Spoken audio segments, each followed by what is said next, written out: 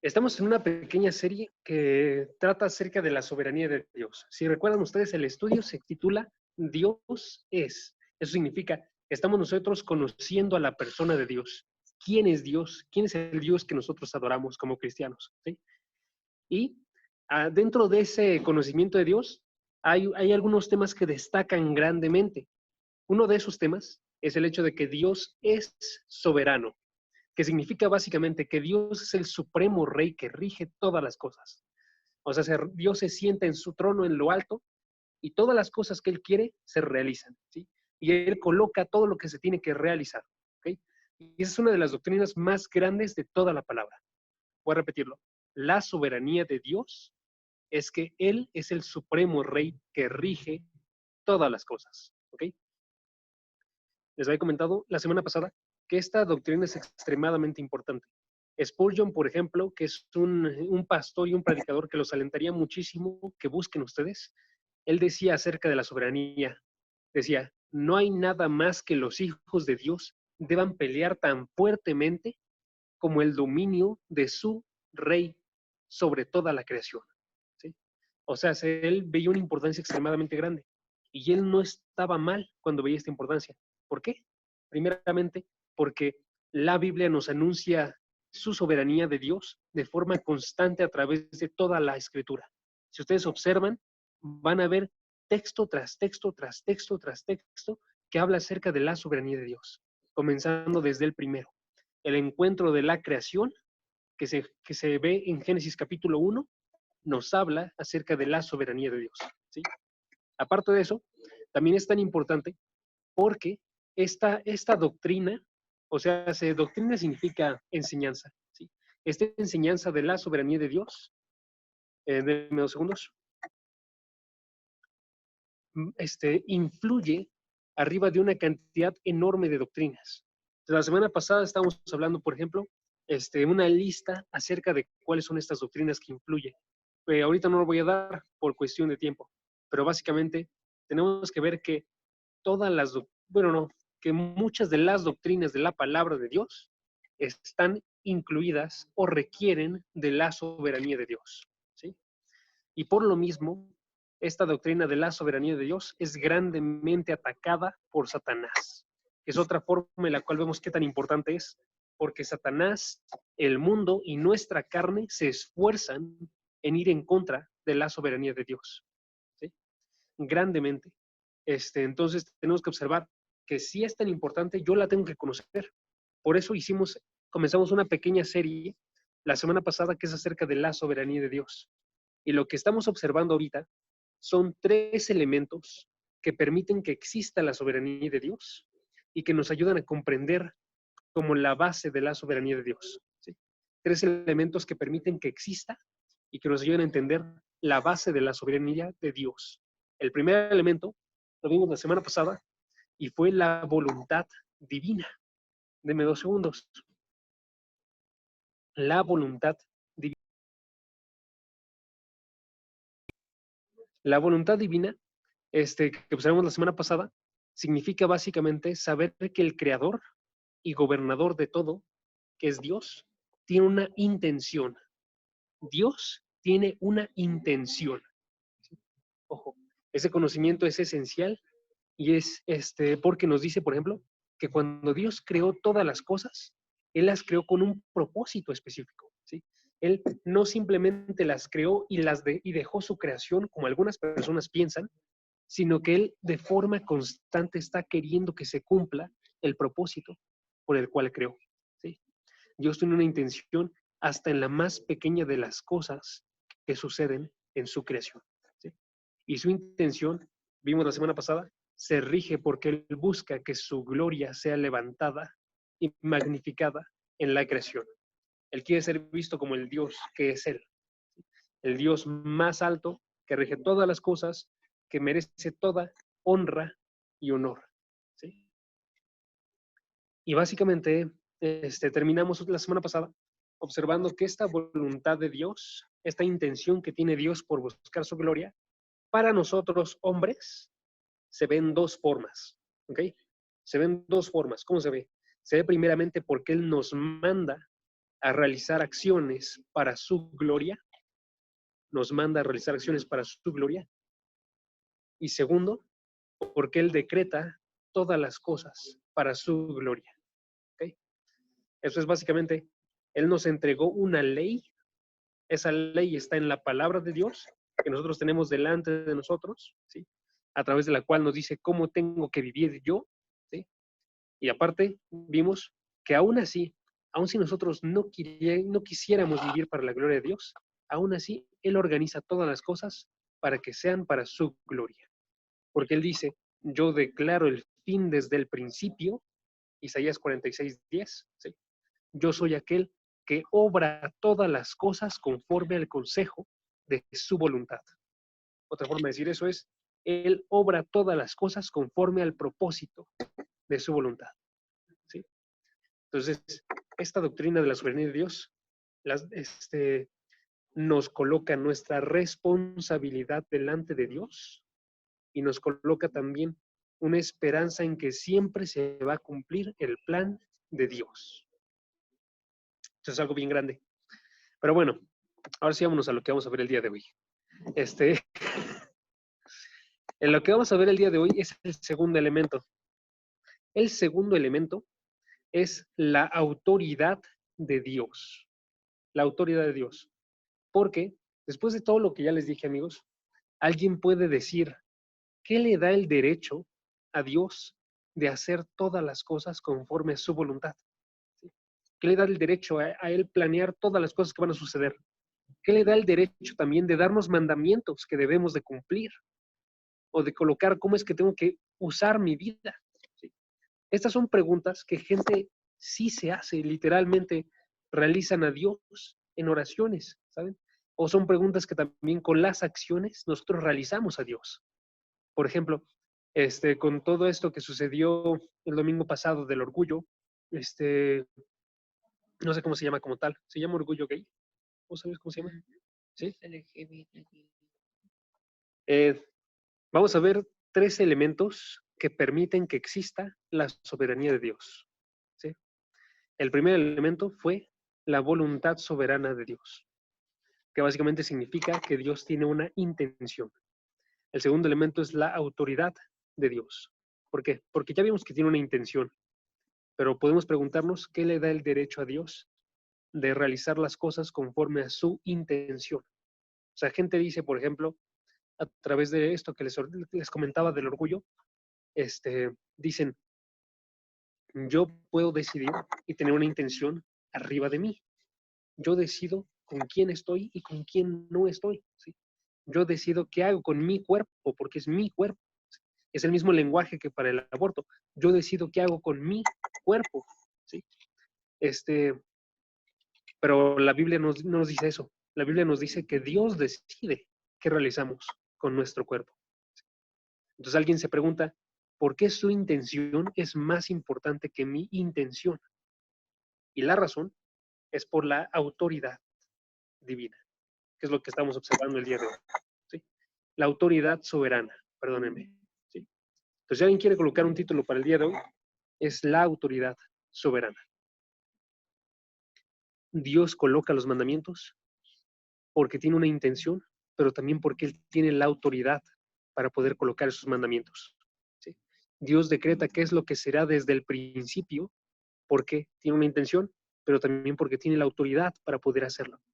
Si Él no tuviera la autoridad, Él estaría actuando de forma injusta, pero Dios sí tiene la autoridad. Les voy a ejemplificar eso. Hubo una ocasión en la cual una persona cercana se encontraba en una relación y de repente dentro de esa relación se acercaron con sus líderes de jóvenes, cada uno por su parte. O sea, el chavo y la chava se acercaron de forma separada con los líderes de jóvenes. Pero a la chava le dijeron, tú tienes que terminar esa relación, ¿sí? Y entonces esa chava fue con él y le dijo, vamos a terminar la relación. Ahora, lo que él entendió, y esa es la parte que a mí me llamó la atención, lo que él entendió fue que, como le dijeron los líderes de jóvenes que tenía que terminar la relación, le ordenaron a la chava que lo hiciera y ella lo cumplió. Entonces él malentendió básicamente que ellos estaban teniendo una autoridad que no les pertenecía. ¿Sí? Eso es bien cierto, amigos. Cuando ustedes se acercan en consejo, con Andrés, conmigo, con los pastores, ustedes están acercándose en consejo. O sea, no hay una autoridad de que esto lo tienes que realizar y lo vas a realizar. ¿Sí?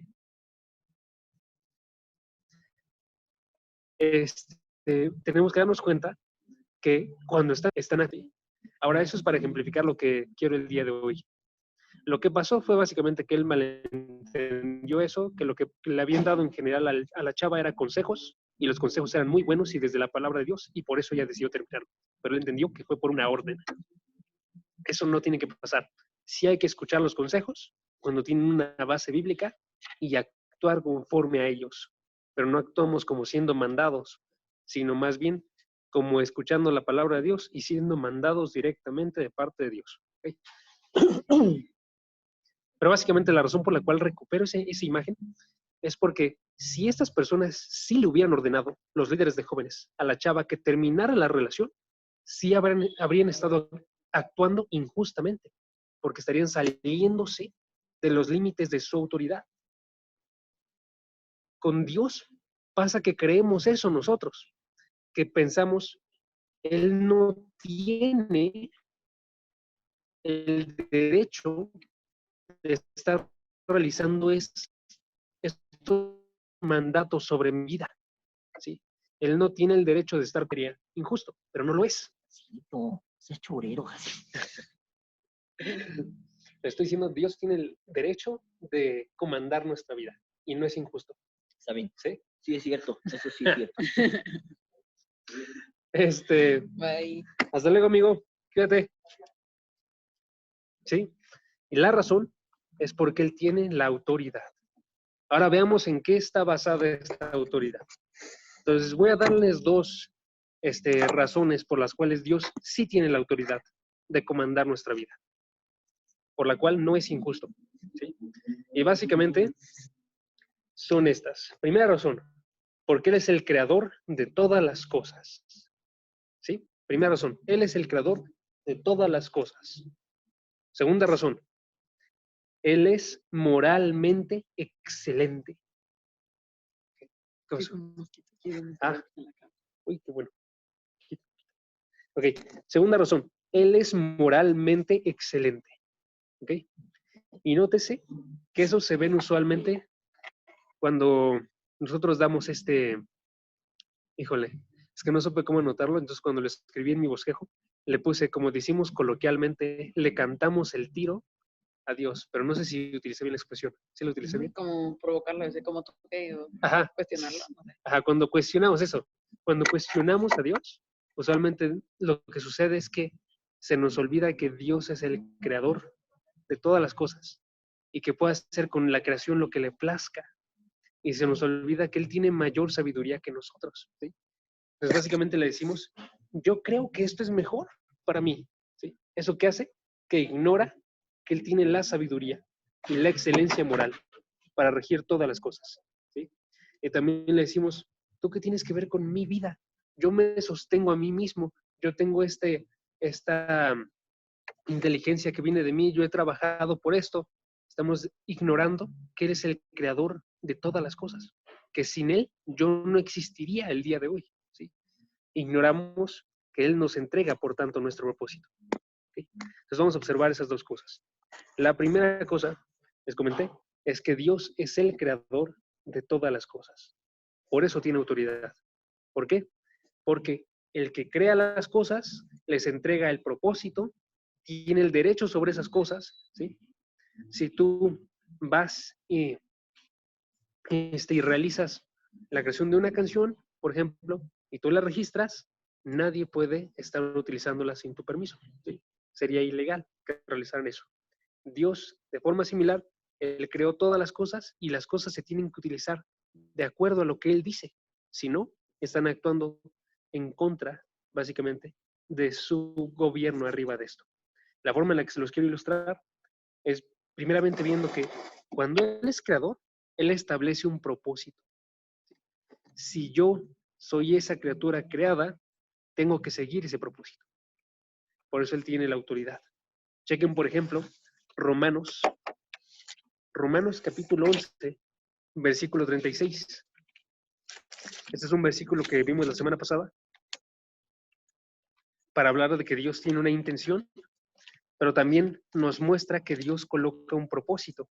Chequen, cuando Él creó todas las cosas, Él les dio el propósito de que fueran para su gloria. Dice Romanos 11, versículo 36. Voy a quitar mi libro que me sostenía.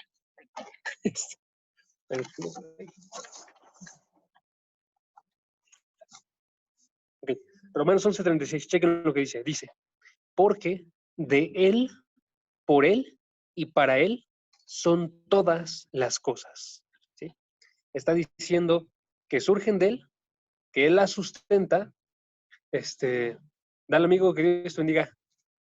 Y son, esa es la palabra que nos tiene que importar más ahorita, son todas las cosas para Él, dice el versículo 36. Porque para Dios son todas las cosas. A Él sea la gloria para siempre. Amén. O sea, ¿para qué fueron creadas todas las cosas? Fueron creadas para Dios. Todas las cosas que existen en este universo, todas esas tienen el propósito de ser entregadas a Dios. Dios las creó para sí mismo, básicamente. Entonces, si yo voy y realizo cualquier cosa fuera de ese propósito, si realizo las cosas para mí, ¿sí? Entonces estoy yo no dándome cuenta que Dios tiene una autoridad. ¿Sí? Como Él me creó, Él estableció para qué soy. ¿Sí? Dice el versículo al final, entonces a Él sea la gloria para siempre. Amén. Y entonces, ¿cómo se expresa que algo sea dedicado a Dios? Que todas las cosas sean para Él, que le entrega la gloria a Dios. ¿Sí? Entonces, mi vida es para Dios. Yo tengo que vivir para entregarle la gloria a Él siempre. El propósito lo estableció Dios. Por eso tiene autoridad sobre mí. Porque cuando me creó, Él me dio un propósito, fue que fuera creado para la gloria de Dios. ¿Sí? Ese es uno. Segundo, como Él me creó, también Él tiene la libertad de hacer lo que le plazca conmigo. ¿Sí? Tiene libertad. Me da propósito, me da libertad. Que diga, Él coloca el propósito, Él tiene libertad. Así era como era. Si se regresan 3 capítulos a Romanos capítulo 9, pueden observar esta libertad que tiene Dios, que está otra vez fundamentada en el hecho de que Él creó todas las cosas. En Romanos 9, versículo 21, vean lo que dice. Romanos 9, 21 dice, no tiene el alfarero derecho sobre el barro de hacer de la misma masa un vaso para uso honrable, y otro para uso ordinario. En este pasaje está hablándonos acerca de cómo es que Dios puede hacer lo que le plazca con la creación. Y lo ejemplifica con una imagen de un alfarero y su barro. Básicamente, el alfarero le pertenece el barro. Él lo forma de la forma en la que quiere. Entonces, con el barro, él puede decidir hacer un barro, hacer un utensilio, un vaso que sea extremadamente hermoso para colocarlo en su cocina, para que sea utilizado como florero, para que sea algo hermosísimo lo que salga, ¿no? O puede utilizarlo para hacer de ese vaso un vaso para tomar agua, ¿sí? Y también que sea un vaso hermoso, lo puede pintar, le puede hacer lo que él quiera. Pero también puede decidir el alfarero utilizarlo para hacer un vaso que es para contener la basura, ¿sí? ¿Qué es lo que se refiere cuando dice para uso ordinario? Era ya sea un vaso que era para la basura o un vaso que era para colocar los desechos que salen después de que tenemos la digestión. Es la forma más bonita en la que lo puedo decir. Entonces, él puede decidir lo que hace. Y con nosotros tenemos que darnos cuenta que eso es cierto. Como Él nos crea, Él nos sostiene, Él tiene el derecho de hacer con nosotros lo que Él quiera. Entonces, si a mí me quiso hacer un mexicano de unos 70, que está viviendo en el siglo XXI, eso es de Él, no es mío. ¿Sí? Si a mí me quiso hacer cristiano, eso es de Él, no es mío. ¿Sí? Si a Él quiere que yo viva 25 años, 11 meses y que no llegue No, con 11 meses ya llegaría a la boda, ¿verdad? Con 10 meses y que no llegue a mi boda, eso es lo que Él quiere. Él tiene el derecho de hacer eso conmigo, ¿sí? Entonces, básicamente, como Él me creó, Él tiene libertad arriba de mí, tiene un derecho sobre mí. Y eso es lo que nos muestra la palabra de Dios, ¿sí? Entonces, básicamente, ¿qué tenemos que ver? Que Dios es el creador de todas las cosas. Vamos a terminar esta sección con un versículo que nos anuncia que Dios es el creador de todas las cosas. Si me acompañan al Salmo 24, 1 y 2, podemos ver esto. El Salmo 24, Salmos antes de Jeremías, de Isaías, Salmo 24, 1 y 2.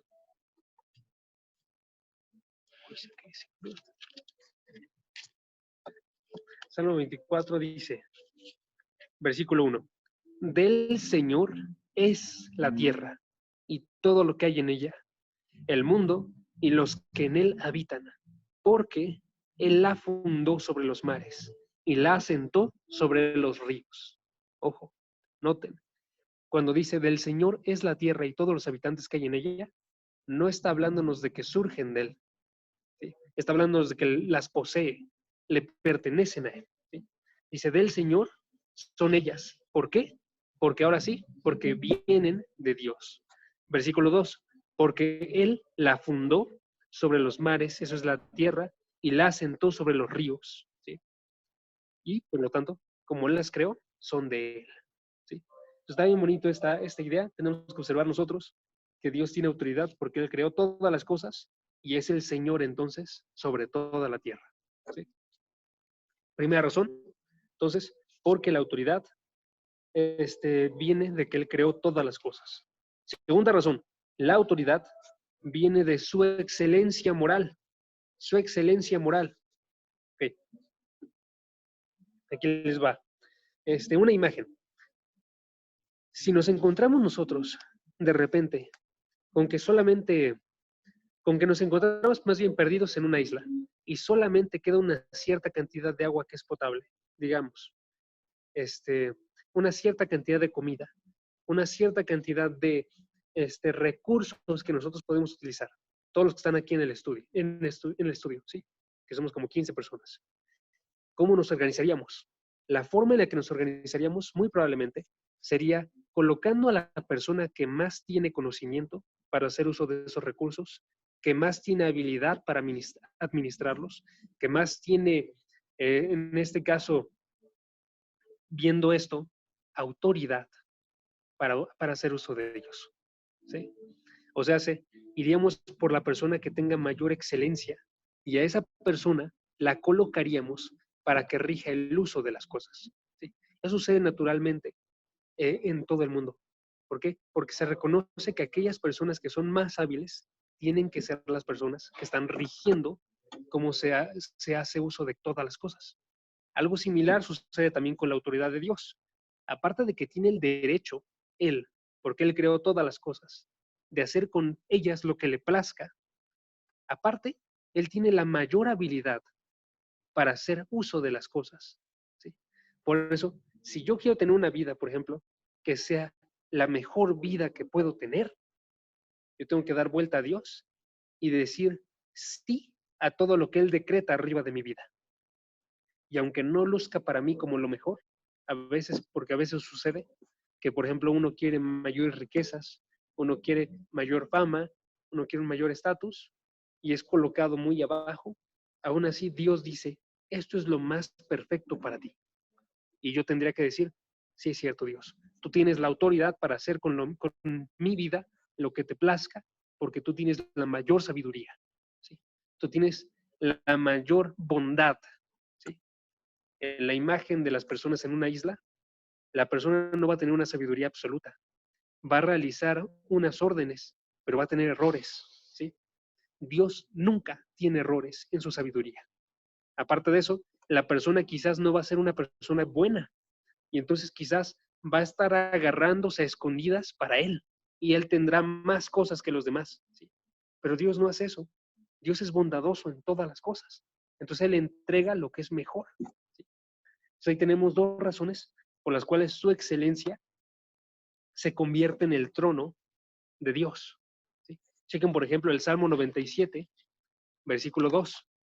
Salmo 97, versículo 2, nos muestra que la excelencia de Dios le deja a Él gobernar arriba de todas las cosas. Salmos 97, 2 dice, nubes y densas tinieblas lo rodean. Eso, sáltenlo porque voy a tener que explicar más acerca de la tierra. Pero nos vemos en la segunda mitad. Dice, justicia y derecho son el fundamento de su trono. El trono de Dios tiene su fundamento en que Él es justo y derecho, que es moralmente excelente. Y en todas las cosas que Él quiere son justas, son derechas. ¿Sí? Y por eso Él puede gobernar. ¿Ok? Y les había comentado básicamente dos formas en las que se observa esta excelencia.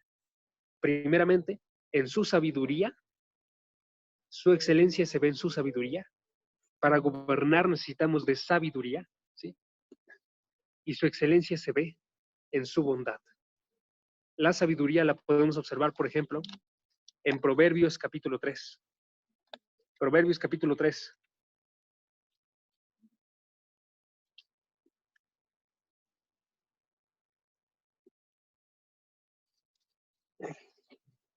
Proverbios capítulo 3. Chequen lo que dice en el versículo 19 y 20. Proverbios 3, 19 y 20 dice, con sabiduría fundó el Señor la tierra, con inteligencia estableció los cielos. Nótense, su sabiduría es tal que creó todas las cosas. Así de grande su sabiduría. ¿Sí? Su sabiduría, que organizó todas las cosas. Ojo, ¿se acuerdan, por ejemplo, del ejemplo de la Tierra? Si la Tierra se moviera un grado más hacia alguna dirección en su inclinación, se saldría de la órbita, nosotros moriríamos, ¿sí? Pero está organizada de forma perfecta, ¿sí? Cada una de las partes de este mundo fueron organizadas con una sabiduría tremenda, ¿sí? De modo que, por ejemplo, este ejemplo a mí me gusta muchísimo, piensen acerca de cómo es que se realizan los cultivos a través de todo el mundo, ¿sí? Si tú quisieras hacer una granja, amigos, y quisieran hacer cultivos, y estoy seguro que han intentado, aunque sea, hacer una plantita ustedes, o sea, cuidar de una plantita, se necesita de un agua constante, ¿sí? Y que a veces hasta se ve demasiada agua, ¿no? Porque tienes que regar de forma constante cada día, ¿sí? O tienes que cuidar los tiempos para regarla de forma constante cada número de días, ¿sí? Cuando son plantas que requieren menos agua, tienes que cuidar la sombra, tienes que cuidar tú cuánto sol le da básicamente para que no se seque, ¿sí? Y si tú piensas nada más en la parte de regarla, entonces, de regar con agua a la planta, entonces un sembradío enorme de 2 hectáreas, te costaría una tremenda cantidad de agua. Si tú quisieras colocar máquinas que regaran todo eso, te costaría una cantidad tremenda de dinero. Y sin embargo, Dios riega esos sembradíos a través de todo el mundo de forma constante, en buenos tiempos, ¿sí? Y lo hace con una facilidad tremenda, ¿sí? ¿Por qué? Porque Él dijo, yo voy a regar todas las cosas a través de la lluvia.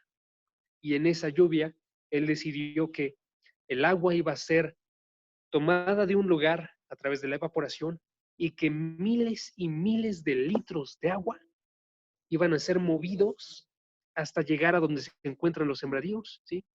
Que iban a ser condensados y ser liberados todos esos litros de agua para regar cada una de las zonas. Eso es extremadamente difícil de pensar, es sabio de parte de Dios, ¿sí? Y Él muestra una imagen tremenda, ¿sí? Porque mover esa cantidad de agua, ¿quién podría? Pero Dios organizó para que sucediera, y sucediera de forma constante, ¿sí? Entonces, ¿qué dice la palabra? Dice que nosotros aprendamos, chequen por ejemplo el versículo 6, a reconocer, Proverbios 3, 6, a reconocer a Dios en todos nuestros caminos, ¿sí? Versículo 7, no ser sabios en nuestros propios ojos, sino temer al Señor y apartarnos del mal, ¿sí? Entonces dice la palabra de Dios básicamente, no te inclines en tu propia sabiduría, sino confía en el Señor con todo tu corazón. ¿Sí? Entonces, Él tiene una sabiduría tremenda y por eso deberíamos inclinarnos y darle toda la autoridad arriba de nuestra vida. Pero aparte de eso, Él también tiene una bondad. Una bondad. ¿Sí? Bondad. Y básicamente lo que significa eso es, si yo quiero lo que es mejor para mi vida, tengo que acercarme a lo que sea que Dios quiera para mi vida. ¿Sí? Cuando yo estoy decidiendo qué voy a hacer, tengo que acercarme yo siempre a los juicios de Dios. ¿Sí?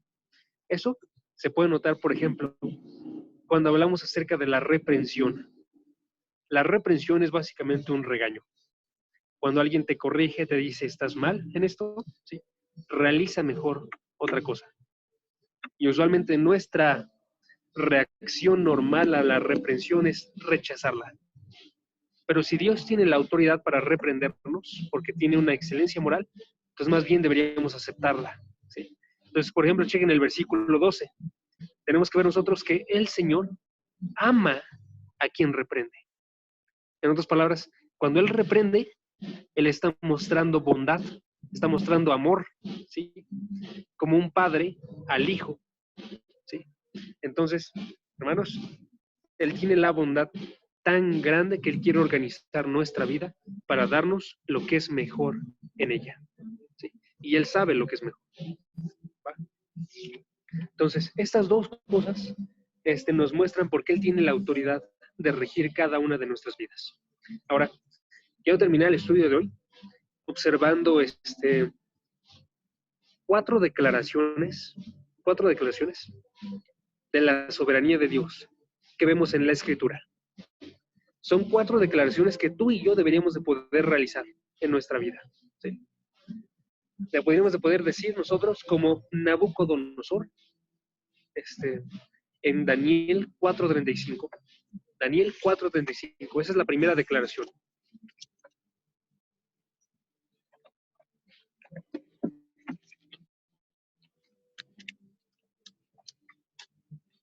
Daniel se encuentra un poco antes del Nuevo Testamento, por si alguien quiere irlo checando. Hay una sección antes del Nuevo Testamento que tiene una gran cantidad de libros. Daniel es uno de los primeros, es el primero más bien, de hecho, seguido de Ezequiel. Entonces, si ustedes ya están por Nahum, ya están por Habacuc, un poquito antes, ¿sí? Daniel 4, versículo 35. ¿Qué dice? Dice, ese es Nabucodonosor hablando. Dice él, todos los habitantes de la tierra son considerados como nada, mas Dios actúa conforme a su voluntad en el ejército del cielo y entre los habitantes de la tierra. Nadie puede detener su mano ni decirle, ¿qué has hecho? ¿Ok? Esta declaración debe estar en nuestras vidas. ¿Por qué? Porque es una declaración de que nosotros no deberíamos levantarnos en contra de Dios. ¿Sí? Chequen la parte final otra vez. Entre los habitantes de la tierra, todos los habitantes, independientemente de dónde estén, entre todos los habitantes, nadie puede detener la mano de Dios y nadie puede decirle a Dios, ¿qué has hecho? En otras palabras, cuando yo siento este deseo de levantarme en contra de Dios y decirle, esto está mal, no quiero esto para mi vida, esto es algo que no debió de haber sucedido, tengo que recordar esta declaración de Nabucodonosor. ¿Sí? Tengo que recordar que nadie se puede levantar delante de Dios. ¿Sí? Eso me va a humillar a mí. Eso me va a hacer decir, más bien todas las cosas que tú realizas, nadie puede interrogarte en ellas, Dios. ¿Sí? Nadie puede acusarte de haber hecho algo malo, nadie puede demandar una explicación, nadie puede traer ningún cargo en contra de Dios. ¿Sí? Todas las cosas que tú realizas, yo tengo que someterme a ellas. ¿Okay? Es una primera declaración que deberíamos de tener. No deberíamos de levantarnos en contra de Dios. ¿Por qué? Porque nosotros no somos nada en comparación de Dios. Ojo, Si alguno está pensando todavía en la bondad de Dios, no se preocupen, también hay declaraciones que voy a colocar de la bondad de Dios. Pero primeramente quiero ver que nos tenemos que humillar. ¿Sí? Primeramente tenemos que decir, nadie puede decirle a Dios qué has hecho. Es la primera declaración de la soberanía de Dios, que vamos a ver el día de hoy. Vamos a hacer una segunda, que está muy relacionada. Segunda, Mateo 20, versículo 15. Mateo 20, versículo 15.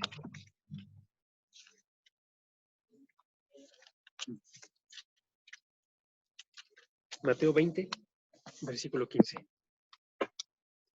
¿Qué dice el Mateo 20, versículo 15? Dice, en este caso, se está ilustrando esta declaración a través de la parábola de los obreros de la viña. Básicamente, si ustedes recuerdan la parábola, esta parábola nos habla acerca de cómo es que había un dueño que está representando a Dios de una viña. Tenía un terreno que debía de ser trabajado. Y entonces él va y contrata a ciertas personas al inicio del día. Y esas personas las lleva a que ellos traten la viña, ¿sí? Y al final del día les va a pagar lo justo por ese trabajo, ¿ok? Luego, sin embargo, se nota que él después va contratando a gente. Y ya casi terminando el día, contrata a unas personas para que trabajen el resto del día en la viña y les paga exactamente lo mismo a los primeros que a los últimos. Y alguien podría decir, ¿no es injusto que realices esto? Yo merezco más, ¿sí? Pero ¿qué dice Dios? ¿Cuál es la declaración que da Dios de su soberanía? Dios dice en el versículo 15, dice, no me es lícito, no me es justo hacer lo que yo quiero con lo que es mío, o es tu ojo malo porque yo soy bueno, ¿sí? Esto, amigos, nos tiene que agarrar grandemente cuando nosotros envidiamos a otros. ¿Por qué? Porque cuando nosotros envidiamos a otros, lo que estamos haciendo es que queremos decir, yo merezco eso, yo debería tener eso, ¿sí? Pero Dios dice, no me es lícito que yo te coloque lo que yo quiera, ¿sí? Y chequen, o sea, nos habla en parte de su bondad, porque Dios está entregando a ellos algo bueno, ¿sí?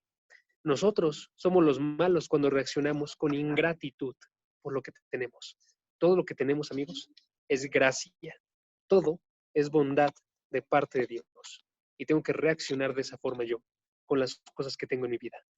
Entonces no tengo que carecer de gratitud delante de Dios, sino agradecer que mientras que yo merecía el infierno y desaparecer, ahorita tengo cosas buenas en mi vida. Muchas más de las que puedo contar, ¿sí? Independientemente de mi situación. Tengo cosas buenas, ¿sí? Entonces, si notan, estas dos declaraciones de la soberanía de Dios nos envían a nosotros a que estemos contentos con lo que tenemos el día de hoy, ¿sí? Que no nos pensemos más sabios que Dios, sino que sepamos que Dios es un Dios bondadoso que nos está entregando toda cosa buena, ¿sí? Tercera declaración de la soberanía de Dios. Isaías 33, 22. Hay más, ¿ok? Yo no estoy colocando estas 4, pero hay muchísimas más. Isaías 33, 22.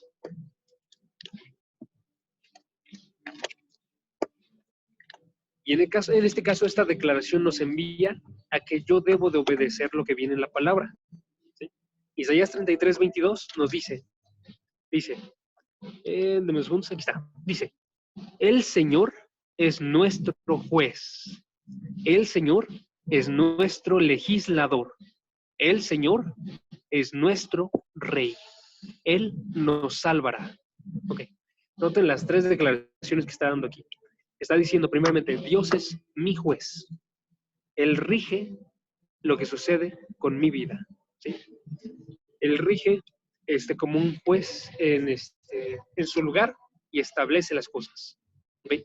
Nuestro Dios es nuestro legislador. El legislador es el que establece la ley, ¿sí?